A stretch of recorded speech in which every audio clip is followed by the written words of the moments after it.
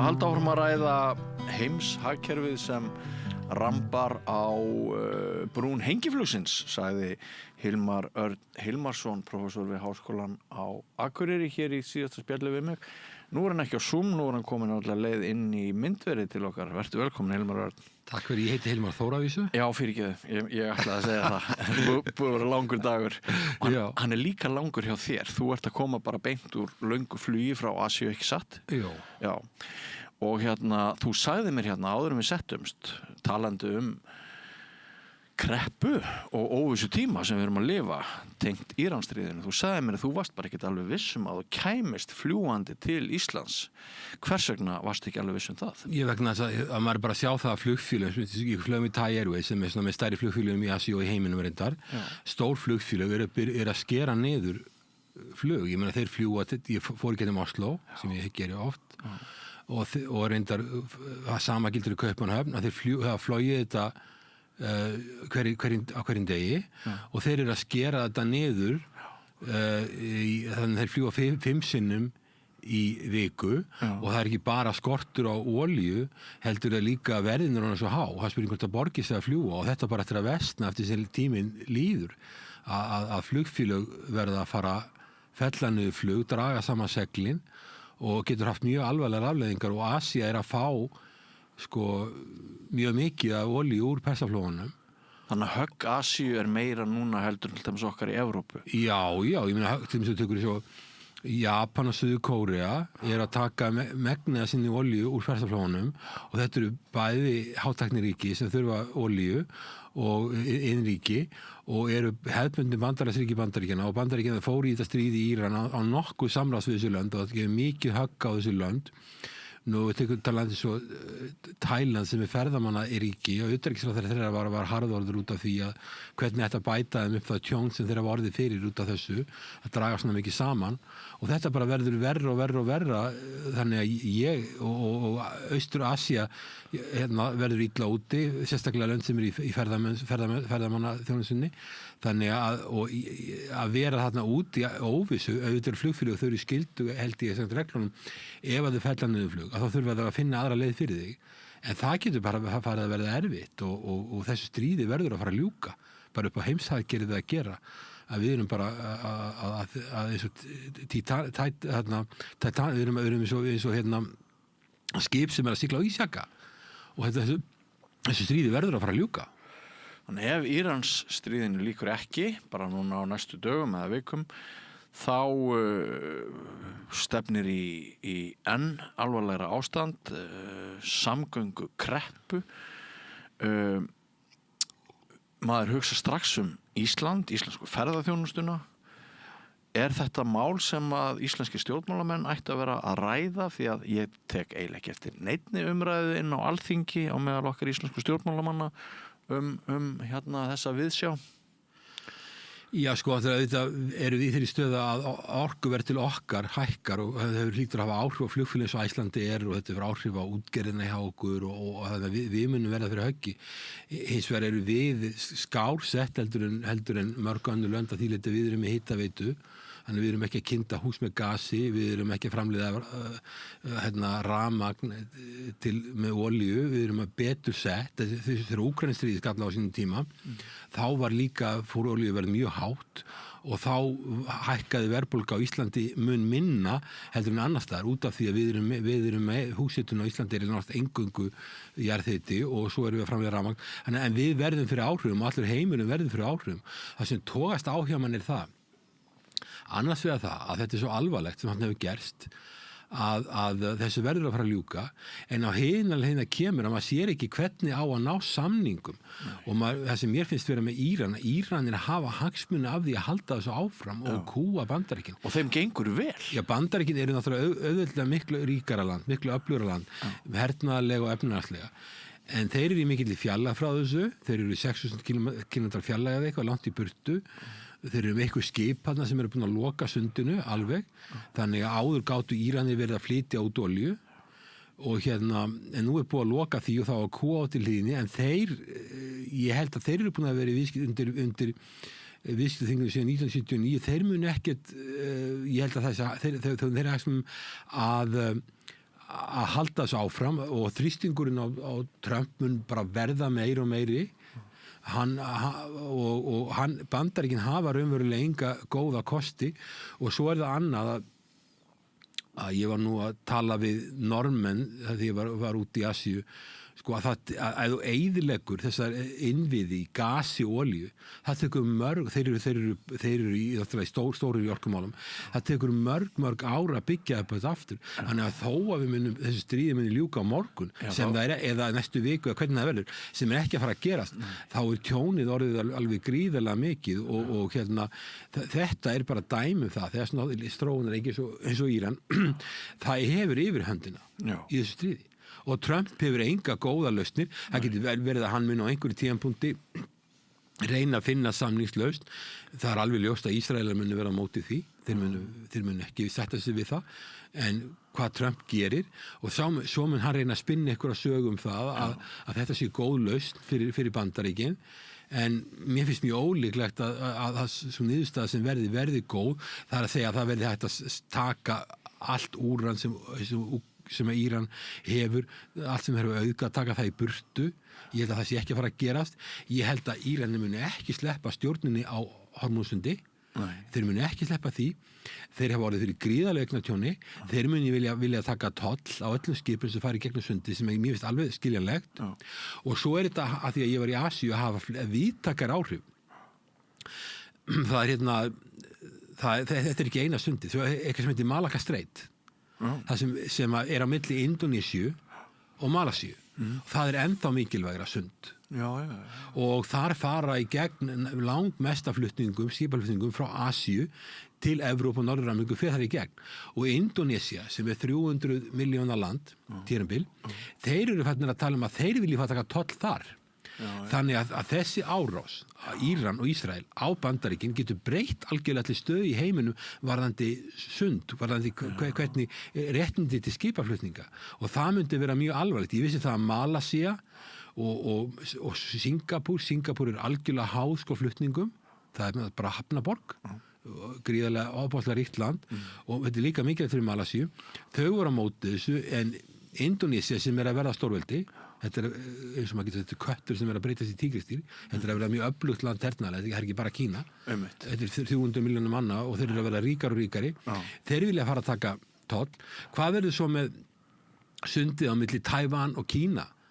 Muni Kínverjar fara að taka gjöld þar? Þannig að þetta getur haft verulegar afleiðingar og ég sé ekki fyrir mér hvernig Íranir, meðan þeir eru búin að verða fyrir svona miklu eignatjóni vegna loftarása, að þeir muni sleppa tökunum á Hormúzsundi.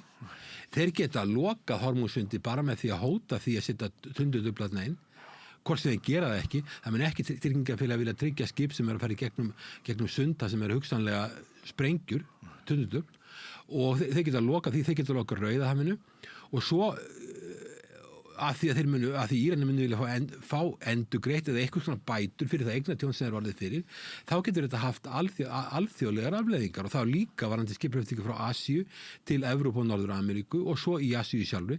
Þannig að þetta getur átt að hafa víðtækar afleiðingar, og þetta bara dæmstríð þar sem stórveldi fer í gang á þess að vita hvernig það ætlar að enda stríðið, og halda það að það sé nóg bara að sprengja einhvern tíma, sprengja ná lengi, og þá fari stjórnin frá, og svo komi stjórn í staðin sem verði hlið til Bandaríkjunum, sem því það að stjórnin verði liðlegi varðandi það að leyfa Bandaríkjunum að nýta auðlindir Íran, og það verði stjórn sem verði hlið til Vesturlöndum.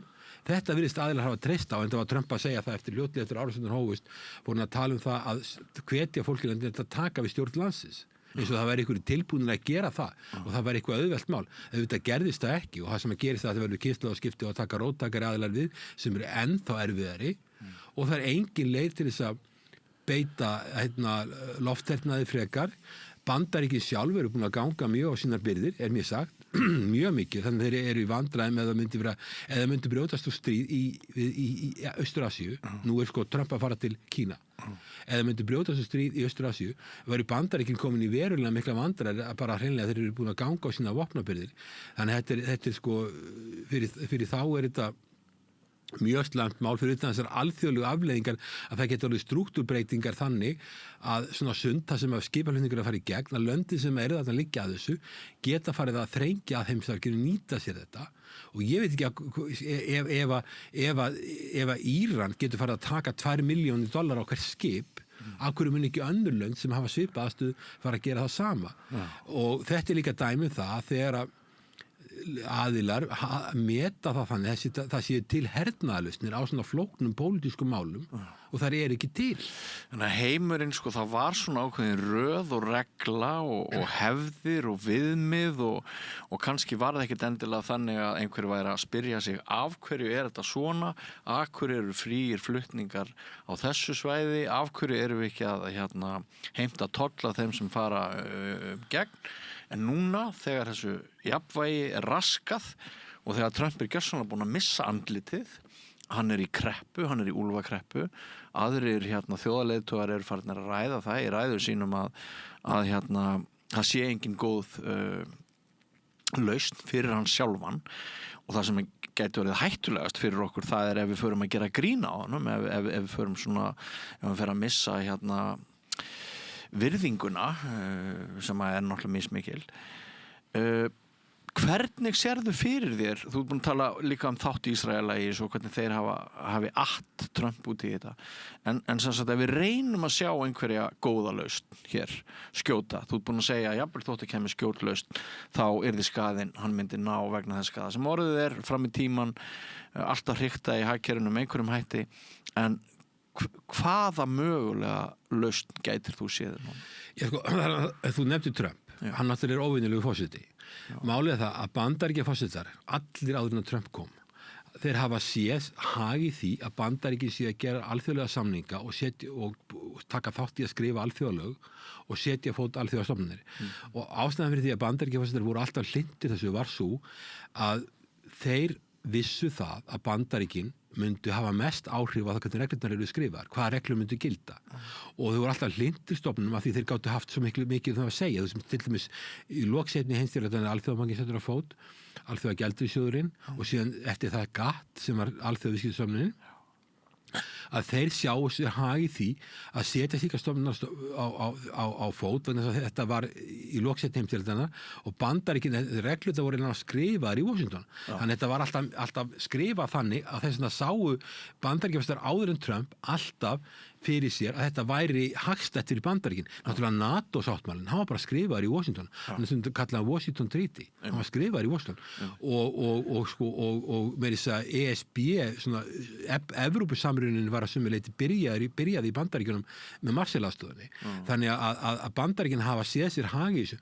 Nú ertu komið forseta og ef við tökum alþjóðaviðskiptastofnunina, hún snerist aðalum það að lækka tolla að lækka tolla fella algjörlega niður kvóta og lækka tolla þetta börðust Bandaríkin fyrir þessu nú ertu komið forseta sem að hún er illa við alþjóðalög vegna þess að þau þvælast fyrir honum hann er líka illa við innanlandsstofnanir því þær þvælast fyrir honum hvort sem það er þingið eða dómstólarnir þetta þvælist fyrir honum fjölmiðlarnir ég tala ekki um fjölmiðlana hann vil, það er bara fake news hann vil losna við fjölmiðlana þannig að hann er á móti öllu svona sem þvælist fyrir honum bæði alþjóðlega og innanlands og varðandi NATO þá vil hann nota NATO til þess að fara í stríð hefja árás á annar land sem náttúrulega er algjörlega og skjön við NATO því NATO er varnarbandalag og kemur Íran raunverulega ekkert við Íran var ekki að gera árás á neitt og var ekki ógn hvorki við Evrópu niður Bandaríkin og svo er það og hann er illa við þessar alþjóðastofnunir það þvælast fyrir honum hann vil losna við þær, hann hatar þær allar að mér sýnist mér, hann er á móti alþjóðlegum, það þvælist fyrir honum og hann er illa við bandamenn og sérstaklega hann fer með bandamenn heldur en með einræðisherra. Þú sér það alveg að hvernig það kemur fram til dæmis við Putin, við Xi Jinping eða leiðtoga Norður Kóreu, slíka aðila, eða prinsinn í Sádi-Arabíu, krónprinsinn, hann ber virðingu fyrir þessum að þetta eru sterkir aðilar sem ráða öllu og þurfi ekki að þælist ekki fyrir þeim En síðan ef við Manninu líkar ekki við lýðræði, getur við sagt það? hún líkar ekki við aðilega sem þvælast fyrir honum. Sko, líðlega stofnanir eins og þingið er ákveðin bremsa getur verið ákveðin bremsa á forsetann og framkvæmdarvaldið. Hún líkar það ekki. Og dómstólakerfið á líka að hafa ákveðið sjálfstæði og hún líkar það ekki heldur. Þannig að við erum með mjög óvenjulega stöðu.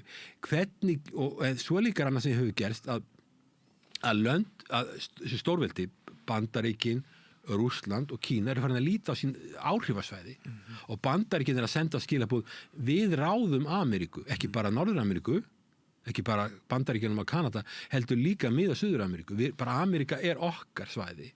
Og síðan varðandi sko Úkraínu, þá hefur Donald Trump bara verið að semja við þá að þeir gefi ákveðið eftir sem eitur í beinum Evrópu. Og hann lítur svona á NATO-ríkin hotnauga, þetta séu sníkjudýr og jafnvel sko talar hann að hóta að draga herlið frá Þýskalandi, gera alls konar hluti og nú er Evrópa búin að viðurkenna það að hún þurfi að auka framleitt til varnarmála og allar ekki, það bara tekur tíma. Það tekur bara nokkur ára að gera þetta. Mörg lönd eru sérstaklega löndin sem eru nálagt Rússlandi eru að auka við sig. Þetta bara tekur þá nokkur ár.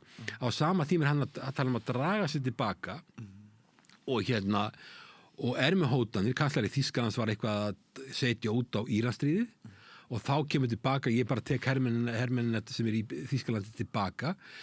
Þetta náttúrulega, og svo líka þetta skilaboð að því að þið hjálpu okkur ekki árásastríði sem vonlaust að vinna og öll Evrópuríkin vissu að þetta var vonlaust mál. Þú getur ekkert farið með herskipin í Persaland og þau verða skotin verða að fara á bólakaf og þeir vil ekki koma nálægt þessu og þá verður hann reiður og hann skilur held ég ekki þetta stríð og talar hann talar að vilja beita landherna, hann er eitthvað 7.000 hermið þarna, hann hefur það ekki, hann getur bara verið með árásir á lofti, það er að sjá það virkar ekki og það er ekkert að beita skipum þarna, hann hefur engin spil á hendi og Íranir vita þetta, tíminn vinnur með þeim og þeir þvinga málið til að halda áfram og það verður meira og meiri pressa á Donald Trump til að gefa eftir.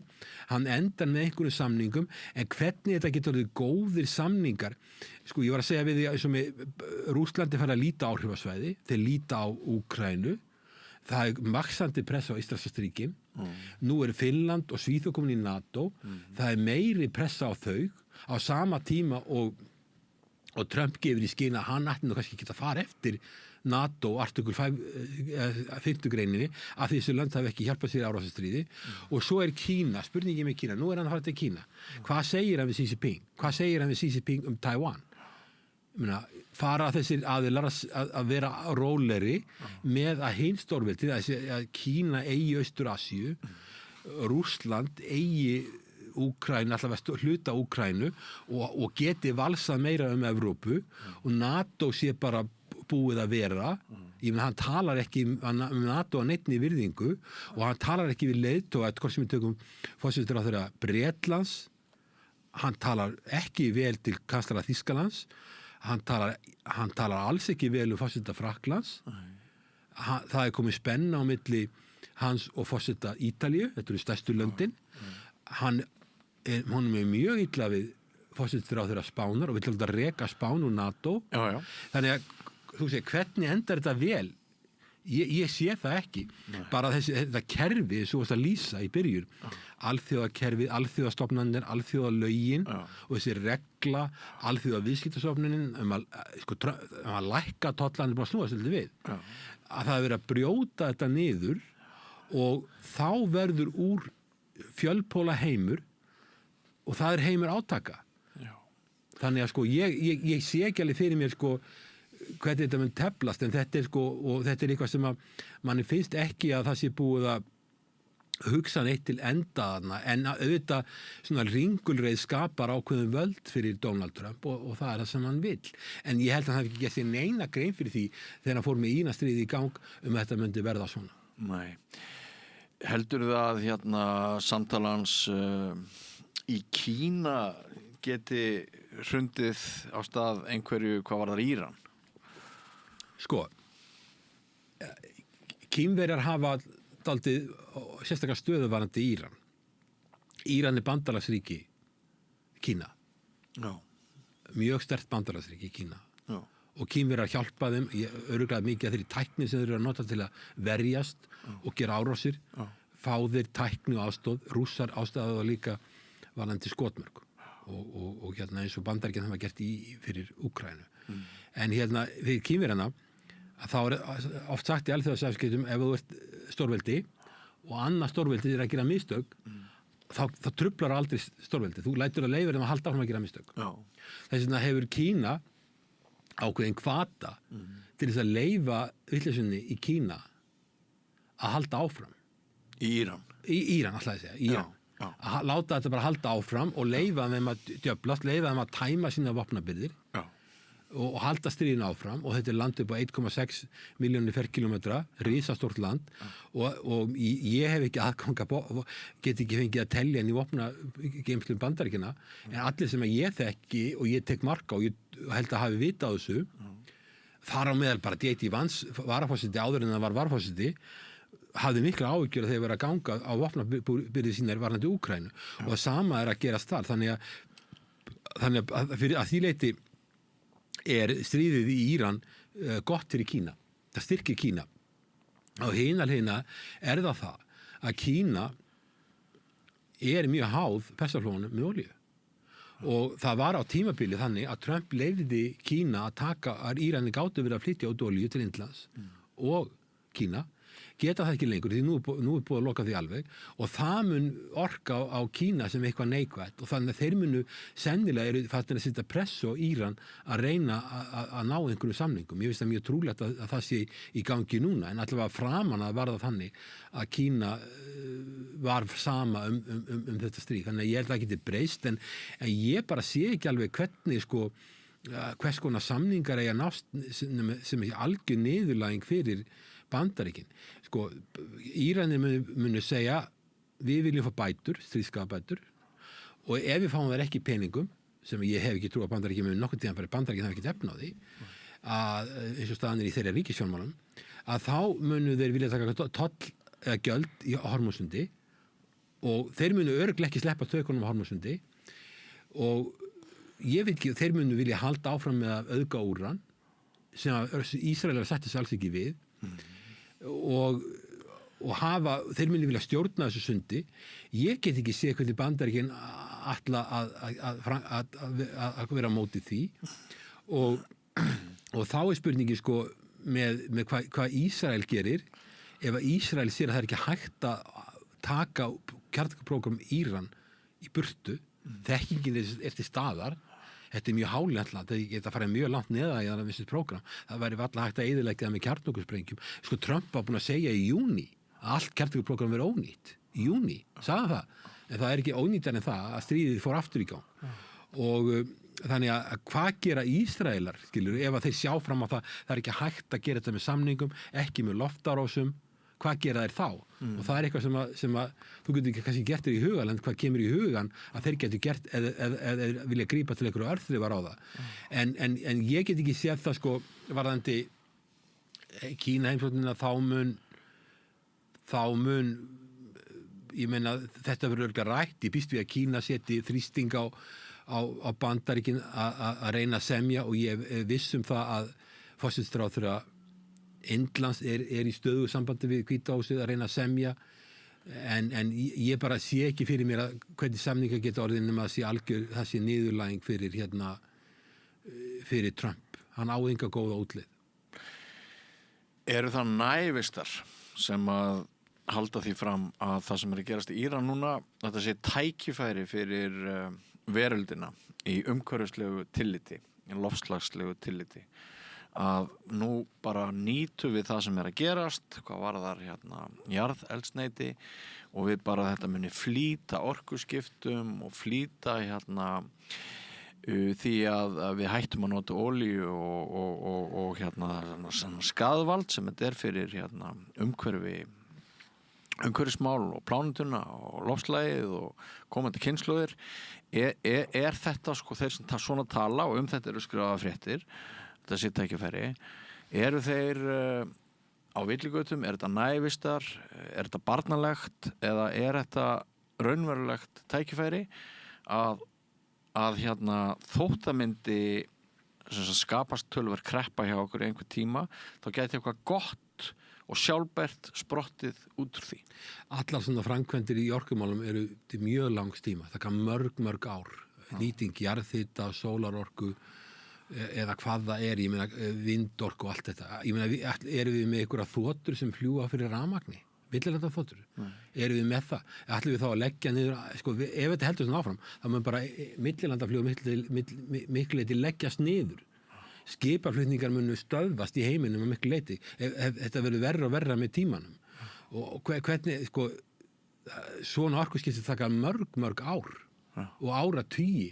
Þannig að allt hagkerfi myndi lamast. Þetta er ekkert betra heldur en heimskreppan á 3. áratugnum, 1930. Þú líkir þessu við heimskreppan alveg hiklaust á 3. áratugnum. Já, þetta gæti farið út í að vera mjög alvarleg kreppa. Ef flutningar í lofti, flutningar í sjó leggjast af, ef við erum bara sem Ísland, ætlum við bara að parkera öllum togurunum hjá okkur, öllum fiskiskipunum, eða ætlum við að fara að reka það með sólarorku. Ég veit ekki, ég sé ekki það ekki fyrir mér. Landbúnaðin, meira og minna allur afkastamikill landbúnaðar í heiminum rekið með skipum sem ganga fyrir olíu, vélum sem ganga fyrir olíu.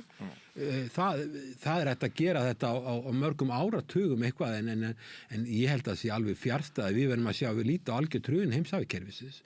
Þetta er eitthvað sem tekur alveg gríðarlega langan tíma, þannig að auðvitað getur þetta haft jákvæð áhrif.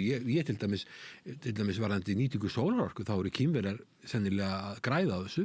Það er meiri eftirspurn eftir þeirra þekkingu í sólarorku, að nýta sólarorku. Þar hafa orðið rosalega framfærir á skömmun tíma. Já, þar hafa orðið framfærir og þetta getur haft einhver jákvæð áhrif en að sólarorka eða vindorka eða jarðhiti eða eitthvað að þetta kom í staðinn fyrir olíu og gas á næstu árum, það er algjör fjarstæð, þetta tekur mjög langan tíma, þannig að ef við erum tilbúin að horfa á heimskreppi sem stendur áratugum saman og hrun heimskerfisins, að þá náttúrulega aðilar eru svo þolinmóðir, en ég er nú það ekki, sko. Nei. Þannig að ég segi fyrir mér alveg mjög alvarlega kreppu og ég meina þess vegna er maður að vona að Trump hann sjái að sér og sjá að hann verður að fara að ljúka þessu og það hefur verið nægilegu þrýstingur á því að hann verður að ljúka þessu. Svo er líka annað að Íran hefur ekki bara þessa stöðu að geta lokað Hormúzsundi. Þeir geta eyðilagt þessu kölluðu Gulf States, Sádi-Arabíu, hérna Katar sem er í gasi og United Arab Emirates sem er Sameinuðu arabísku furstadæmin, Kúveit og Írak geta eyðilagt þetta og þetta tekur mörg ára að byggja þetta upp aftur. Það er að gera ólíft í þessum löndum með því að vestmjönda sem nota þess að hreinsa vatn, það er að eyðileggja þær, þetta eru lönd sem þetta eru eyðimerkur, það er að eyðileggja þær og svo er þetta að eyðileggja orkuinnviðina. Þetta tekur langan tíma að byggja þetta upp. Ég var í Bangkok og fór á fundi á sendiráði í Pakistan og þar hitti ég fulltrúa frá Sádi-Arabíu. Og þeir hefðu verið það hyggnir í Sádi-Arabíu að þeir hefðu reiknað með þetta gæti gerst og þeir eru að því liti betur settir en hinn Gulf State eða hinn ríkjum Persaflóan að þeir eru búin að leggja leiðslu þvert yfir Sádi-Arabíu yfir í Rauðahafið. Þannig að Sádi-Arabía er ennþá að flytja át olíu í gegnum Rauðahafið. Á meðan að eins og Katar er bara algjör inn í lokað og getur ekki gert nokkuð skapaðan hlut og er bara í skelfilegri stöðu. En það sem að Íranir geta gert, ef að Trump og Ísrael halda áfram þessum sinni hegðun, að þá getur hann líka loka Rauðahafi. Þannig að þá eru Sátarnir líka komnir í vandræði því að þú veist að Hútís eru í Jemen og það eru bandamenn Bandaríkjanna.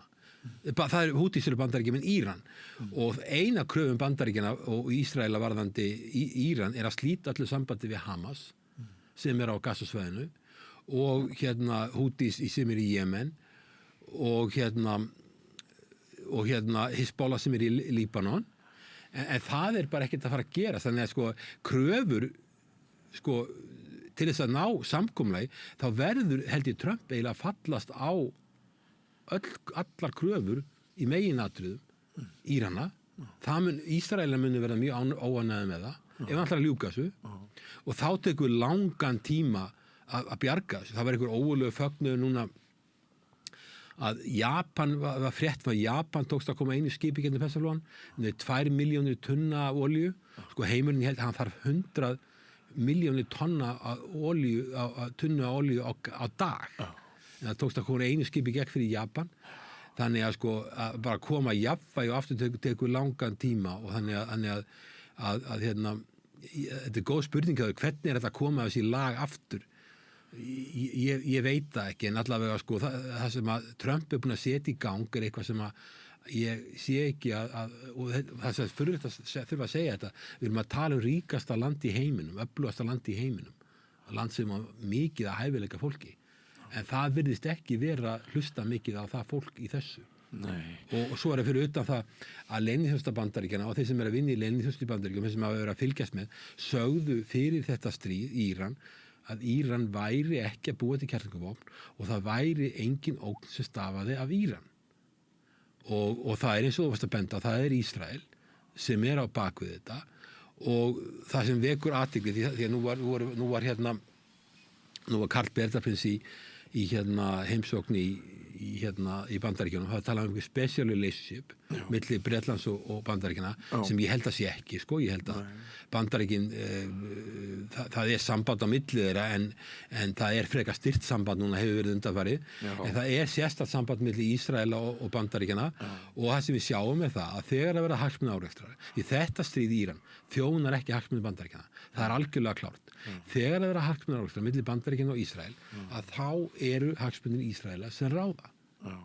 Það var þó hressandi sko þegar svona það sem maður hefur séð af heimsókn Karls kongs Breta að hann hefur ekki seint Trump neina undirgefni, hann hefur rætt mál sem að Trump og þeim þarna fyrir vestan finnst óþægilegt að hlusta á. Þannig að það hefur verið svona eitt af því sem hefur verið hressandi síðustu daga, en ég held kannski að svo frétt sem að sló okkur mest og svona færði okkur næst þeim veruleika sem að þú hefur svolítið verið að vara við, sé sko þessi ákvörðun Lufthansa að sko aflýsa 20.000 flugferðum. Þetta er engin smáræðis fjöldi af ferðum og þeir bera náttúrulega við hækkandi verði á flugvéla eldsneyti. Ég verð að bíða eftir svona fréttum frá öðrum flugfélögum. Maður hefur kannski ekki alveg séð að menn sé að taka svona stóra ákvörðun eins og Lufthansa. Það bara tímaspursmál? Já, þetta verður bara verra og verra. Það engir flutningar Hormuzsund, annars ekki neitt. Það bara kannski 1 og 1 skip. Já. Það búið að eyðileggja innviðina sem tekur mörg ára að byggja upp. Þetta bara byrjunin. Og ef þetta heldur áfram, þetta verður bara verra og verra og Lufthansa, sko, það í Evrópu, þetta alþjóða flugvél, þeir fljúga allan heim og maður farin að, eins og ég var að segja, þetta farin að sjá verulega mikil áhrif í Asíu og ég myndi bara ekkert vilja vera á ferð í löngum flugum núna, meðan það algjör óvissa hvað gerist.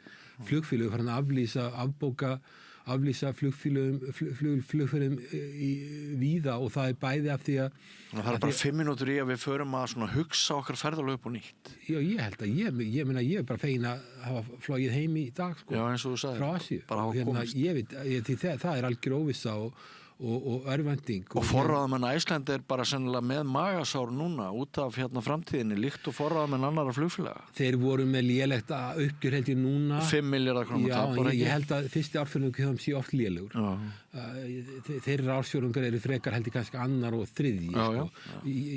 Fyrsti árfjórðungur hjá þeim það svona frekar, þeir sumarið og sem kannski best hjá þeim upp á ferðamennina. En auðvitað hefur þetta áhrif á allt, sko, það að það sé takmarkað magn frambúð á olíu, það hefur áhrif á allt heimsmarkaðsverðið, þau eru að borga heimsmarkaðsverð, þannig að þetta hefur mikil áhrif á Icelandair og þannig að sko Ég ekkert að kaupa hlutabréfi á Icelandair í kvöld. Það ekkert vitið því. Nei, ég reyndir á ekki hlutabréfi á Icelandair, en Icelandair mjög mikilvægt fyrirtæki og bara upp á okkar öryggi að gera og mjög öflugt fyrirtæki og mikilvægt fyrirtæki, þannig ég vona að þeim vegni vel, en auðvitað mun þetta hafa mjög slæm áhrif á þá og svo annað sem að sjá að flugfélög eru að hækka verð og þá bara fækkar í vélunni hjá þeim og þannig að það dregst bara saman ferðamannastraumur vegna þess að það er bara Æslandir hlýtur að gera það líka. Ég hef ekki heyrt frá stjórn Æslandir eða forstjóranum hvað ætlar að gera, en ef aðfengur svo olía sem er mjög hátt hlutfall af útgjöldunum, ef það hækkar, þá ætlar að hækka fargjöld og þá fyrir fólk að draga saman ferðamenn, þú sér það strax þegar í Austur-Asíu, það er held ég allstaðar mjög fara að draga úr það fara að minnka í flugvélunum, það er bara færri farþegar að því verðin eru bara miklu hærri. Já, þetta getur verið mjög skörp umskipti því að síðustu ár hafa nú verið einkennilegu tími. Maður hefur kannski ferðast 3-4 klukkstunda flug fyrir 6.000 kall. Maður hefur fundið tilboð á internetinu. Maður hefur nú svona hrist höfuðið yfir því hvernig það gæti gengið en það gæti orðið svolítið brött umskipti núna. Já, ég held að það verði bæði flugfélög fellanöðu ferðir og líka og bæða því þau fá ekki eldsneyti og líka vegna þess að verðin eru það há, ég vil ekki kaupa það og svo bara verður þetta er bara vara sem er eins og fræðimáli verðtegin, það er að segja verðið, ef að verðið hækkar mikið þá hefur það bara áhrif á eftirspurn og þá bara draga flugfélögin saman og þau gera þetta með því að fellanöðu flug, þau gera með því að fljúga með minni vélum, færri flugferðir og svo verður þetta bara verður og verður og maður þorir ekki að hugsa þetta til enda því maður aldrei séð svona vitleysu áður og að stórt land eins og Bandaríkin setja eitthvað svona í gang og þú sér það öll Evrópuríkin, bara Evrópuríkin, NATO-ríkin, þeim líst ekkert á blikuna, hvað er að gera þarna og ég líka velti fyrir mig, ég var nú á fundi þarna, ég var að segja við, ég var hérna á fundi með í Pakistan líka með hann var fullur líka frá utanríkislandi, Thailands var hérna á þessu fundi og svo frá Sádi-Arabíu að maður velti hvað ætli þessi lönd í Austur-Asíu sé að hugsa Bandaríkin að meina að því tekna svona ákvarðanir sem setur alltaf hlinni á þeim það veit engin hvernig á að klára þetta og þetta getur bara versnað og landið sem verið að eyðileggja eða verið að ráðast á sem er Íran það hefur alla hagsmuni af því að gera þetta lengra og lengra og pína Vesturlönd meira og meira eða ég get ekki séð annað ef ég væri utanríkisráðherra í Íran eins og hann talar og hann var nú bara nýli í Moskva að tala við Putin og hann er nú aldrei búin að láta Putin hafa velun því að Putin náttúrulega er að selja sína olíu, hann getur selt eins mikið eins og hann vill og miklu hærri verðum en áður hann aldrei þessi fitta ríkisstjóður Rússlands við þetta og hann var hann að fundi ég myndi, ef að ég væri í þeirri stöðu ég myndi draga þetta stríð upp á það að fá betri samninga og svo getur við bara ímyndað hvað áhrif þetta hefur á hvata Íran til að taka upp kjarnorkuvopn þú bara skoðar þetta út frá reynslunni, ég meina Gaddafi í Líbíu, hann var með efnavopn, hann lét á hendi hann var bara drepinn út á götu og Úkraína lét að hendi sín kjarnorkuvopn 1994 að frumkvæði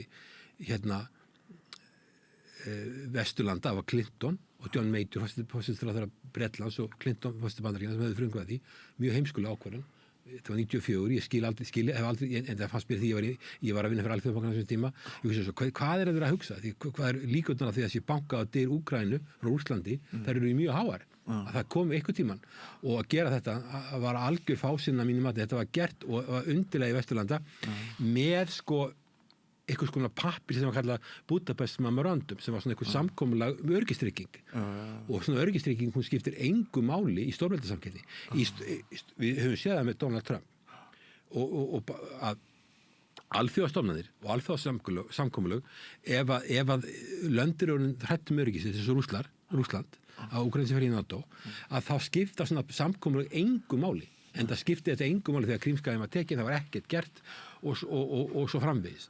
Þannig að það er þetta sem er að gerast, þannig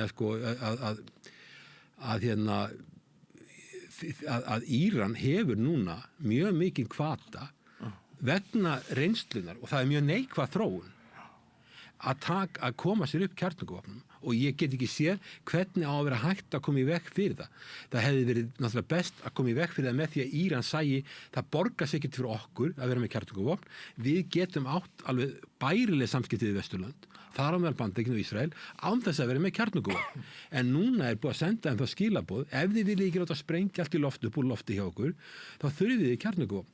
Og það versta við það, ef að það verður, þá munur lönd eins og Sádi-Arabía, sem logandi hrædd við Íran, minn fámennara ríki, beint hinum við Persbrann, þeir vilja taka upp kjarnorkuvopn. Þá mun landi eins og Egyptaland vilja taka upp kjarnorkuvopn. Og þá mun landi eins og Tyrkland vilja það líka. Auðvitað þetta allt neikvætt, en mér finnst sko að bæði Ísrael og Bandaríkin séu búin að skapa skilyrði fyrir því að niðurstaða Íran úr þessu verði að þeir þurfi að koma sér upp kjarnorkuvopnum. Við vitum það til dæmis að Norður Kórea með lítið kjarnorkuprógram, en það alveg nægilega mikið stórt til þess að það þorir enginn að koma nálægt þeim. Það þorir enginn, Bandaríkin eða neitt að koma nálægt þeim. Og það bara því miður svarið, og þú ert að tala að hvernig kemur eitthvað gott út úr þessu, hvernig endur þessu við alþjóða viðskiptastofnunina, sem bara ónýtt stofnun í dag. Sameinuðu þjóðirnar alltaf löng ónýtt stofnun. Nú NATO lítur mjög veikt út, mjög ill út. Evrópusambandið leitur ill út, þannig að það búið að gera kröfur á þá að gera svona hluti sem það hafa ekkert efni á. Allt þetta alþjóðakerfi einhvern veginn haktandi á hækjum. Og hvernig getum við komið þessu í lag? Það sem í staðinn kemur eru 3 stórveldi sem fara að skipta með sér heiminum á milli sín og það verða harðari átök. Það sem framundan og þetta er miklu hættulegri heimur. Og svo líka forseti í Bandaríkjunum sem að lítur á sig sem snilling og telur að hann tekja ákvarðanir og hann getur bara lokið þessu einhvern veginn þegar hann vill, eftir nokkra daga, en það aldeilis ekki sem það að hann getur ekki gert lokið þessu á neinn hátt og að landið sem minna og veikara hefur undir tökin. Mjög uggvænleg staða. Hilmar, kæra þakkir fyrir komuna. Ég vona að sér enn að fljúga norður. Þú ert að fara til Akureyrar, eða ekki? Jú, en það ég vona að sé til olía og það, þetta var nú frekar þunglítislegt samtal hjá okkur en við verðum bara að segja hlutin eins og þeir eru og kannski kom ykkur úr mótmæla þessu sem við verðum að segja. Já, kannski það. En kæra þakkir og gaman að geta haft í ein persónu við Rauðaborðið því oftar eru við nú sem. Kæra þakkir og góða ferð norður. Takk fyrir, takk. Og áfram göngum við göttuna, kæru hlustendur, ekki fara langt, það er nýr kafli eftir andartak. Ég heiti Þórhildur Þorleifsdóttir. Á Samstöðinni fjörug, opin, skemmtileg og gagnrýnin umræða allt milli himins og jarðar. Samstöðin á erindi inn á öll heimili.